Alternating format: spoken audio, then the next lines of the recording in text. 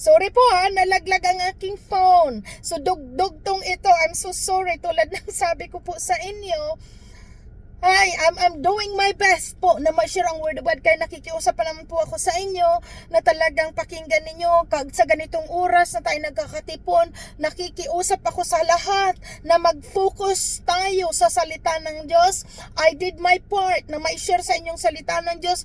Ganun pa man nasa sa inyo po kung nakikinig kayo dyan or mag-focus. Ganun pa man sa inyo pong ginagawa na pagpo-focus, kayo din ang nakikinabang ng salita ng Diyos. Amen. So ngayon, nandito tayo sa sa verse 22, although naputol-putol ito dahil laging nalalaglag ang aking phone dito sa pakakabit dito sa camera. Anyway, so continuous tayo po, kaunti na lamang ito. So verse 22, si Felix ay may sapat na kaalaman. Kung makikita nyo, bago nalaglag itong camera, ang sinare ko doon yung pinapatunay ni Pablo sa verse 22, yung kanyang pinapangaral na ayaw tanggapin, kaya siya ginugulo, kaya siya pinipigilang mag-share dahil ang sinishare po ni Pablo dito ay patungkol sa muling pagkabuhay ng mga patay na ayaw nang pakinggan ng marami dahil ayaw nilang mapakinggan ang paghuhukom, ang judgment ng Diyos sa tao. So verse 22, si Felix ay may sapat na kaalaman tungkol sa daan. Tingnan nyo po ang word na daan.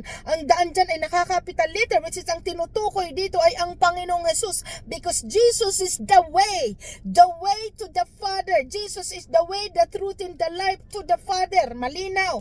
So ito malinaw dito, malinaw na sinasabi na si Felix, which is the governor and siya ang judge, siya ay may sapat na kaalaman patungkol sa daan.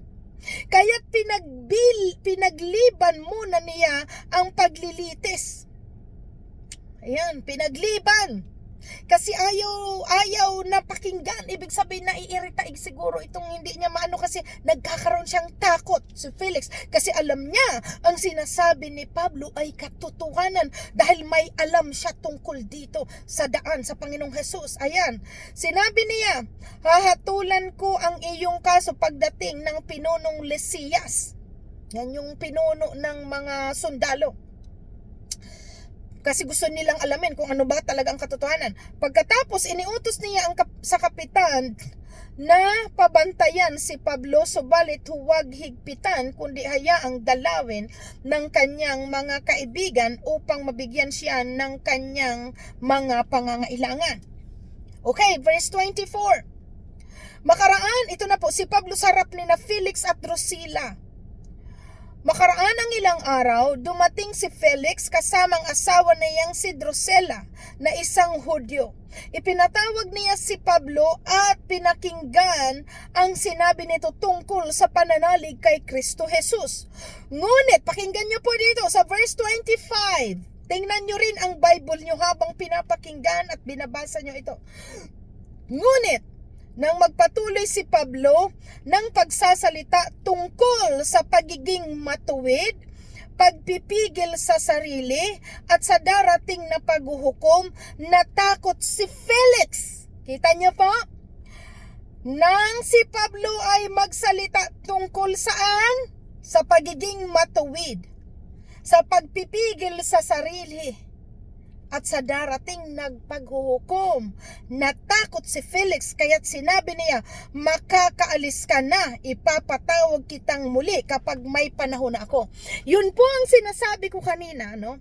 Na kapag ang tao tinutumbok ang patungkol sa mga sariling gawa, patungkol sa pagiging matuwid at pagpipigil sa sarili, ibig sabihin may self-control tayo. Yan po ang ayaw ng pakinggan ng tao. At pagtungkol sa paghukom. At ito po ang nangyari kay Felix. Alam mo po yung mga taong nagsiself-denial. Na kahit alam na nilang mali, may naguudyok na sa kanilang sarili na mali ang kanilang ginagawa. Iniiwasan na pakinggan o ini-ignore nila ang conviction na yon. Dahil bakit? Ayaw nilang pakinggan. Bakit ayaw nilang pakinggan? Kasi natutumbok ang kanilang mga masamang gawa.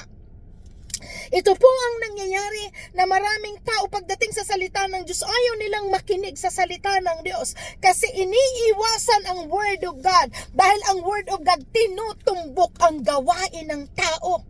At ayaw ng taong pigilan dahilan sila sa kanilang mga ginagawa. Gusto nila ay maging masaya, kung ano ang gusto nila, yun lang. Huwag nyo akong pagsabihan ng bagay. This is my life. Ganun pa ang mga rason ng tao. At ito po ang makikita natin kay Felix, gobernador. Nung tinutumbok na ni Pablo ang patungkol sa pagsasalita at tungkol sa pagiging matuwid, pagpipigil sa sarili at sa darating ng paghuhukom, natakot si Felix at pinatigil niya si Pablo sa pagsasalita. Ganun po ang tao, sinasabi ko po sa inyo, dahil katotohanan, ang lahat ng ating inaaral ay maging sa kasalukuyan ay may kaganapan ito. Umiiwas ang tao kapag tinutumbok ang kanilang maling ginagawa. Ayaw nilang pakinggan, nagbibingi-bingihan sila. Ayaw nilang pag-usapan ang mga kasalanang patuloy ginagawa dahil gusto nilang maipagpatuloy iyon. At ang gusto pa rin nila, kahit sila'y makasalanan, nagkiklaim pa rin silang kinalulugdan sila ng Diyos. Yan ang ayaw ng tao. Ang katulad ng ginagawa ni Felix, natakot siya, kaya pinatigil niya si Pablo. Pinatigil, ayaw niyang marinig. Huwag niyong sabihan ako ng bagay na ganyan, kasi tinutumbok ang kanyang kinukonvict siya ng Holy Spirit, pero iniiwasan. Dahil bakit makikita natin bakit ayaw ni Felix? Kasi naandoon pa ang ugali niyang makasarili. Kasi tingnan niyo po sa dulo nito, basahin ko po. Kaya't sinabi niya, makakaalis ka na, ipapatawag kitang muli kapag may panahon na ako. Malimit niyang ipatawag at kausapin si Pablo sa pag-asang susuhulan siya nito. Yan ang dahilan. Dahil umiiral kay Felix ang pagiging sagahaman, pagiging makasarili, at higit sa lahat ang pagkukompromise niya. Itong babasahin ko po na andito, makaraan ang 2 taon, si Felix ay napalitan ni Poncio Festo sabi dito, sa hangad ni Felix na bigyan lugod ang mga Hudyo, hinayaan niyang manatili sa bilangguan si Pablo. So 2 bagay ang nakita natin dito, na si Pablo po ay gustong pasuhulan, magsuhol. Kaya hindi niya pinatagal niya sa kulungan si Pablo para masuhulan. At hindi lang yun, pinatigil niya si Pablo doon dahil upang mabigyan ng lugod ang mga Hudyo. Nag-compromise si Felix na walang masabi sa kanya ang tao. Na kahit alam niya ang katotohanan patungkol sa daan, which is tinutukoy sa verse 22, alam niya ang patungkol sa Panginoong Jesus. Pero pinatigil niya si Pablo kasi ayaw niyang mapakinggan ang katotohanan. Nagbibingi-bingihan itong si Felix dahil masakit ang katotohanan, at yan ang karamihan sa mga tao po. Ayaw pagsabihan ng katotohanan, iniiwasan na marinig ang katotohanan kapag natutumbok na ang kanilang mga ginagawang mali. At ito ang naging dahilan po. At ito ang magiging lesson po sa atin na talaga ang salita ng Diyos ay pakinggan po natin. Amen? Pakinggan natin at sundin ang kalooban ng Diyos. Dahil sa pagsunod sa Diyos, doon tayo mapapabuti. So anyway, dito ako magtatapos na may nakuha tayong aral dito sa mga binasa natin, and continuous po kayo dyan. Lahat, so sunod dito chapter 25 at sunod-sunod and so on, hanggang sa malalo nating maintindihan ang salita ng Diyos. So God bless po. Ngayon madilim na dito sa aking lugar at naputol ang video. Ganun pa man, no one can stop us. Walang makakapagpigil sa atin na ihayag ang salita ng Diyos sa kahit anong kaparaanan. At salamat din po sa inyo na patuloy kayong nakikinig ng salita ng Diyos. So anyway, God bless.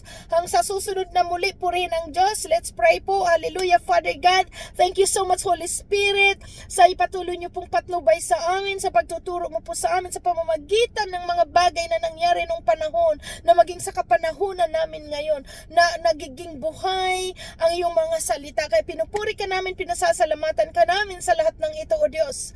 Mangyari ang kalooban mo sa amin lahat, at matuloy ka pong mangusap at maturuan ang bawat puso namin na magkaroon ng banal na takot ang bawat isa sa amin, upang hanggang sa huli, O Lord God, ng aming hininga, hanggang sa yung pagbabalik ng Panginoong Hesus, madatnan niyo po kaming malinis, kaya tulungan niyo po kaming maging masunurin at gawing instruksyon ng aming buhay ang iyong banal na salita. Pinupuri ka namin, pinasasalamatan ka namin, dakilang Diyos Ama sa langit, at ang lahat ng dalangin namin ito't pasasalamat sa iyo ay sa ngalan ng aming Panginoong Heso Kristo. Amen. Amen. God bless. Bye-bye.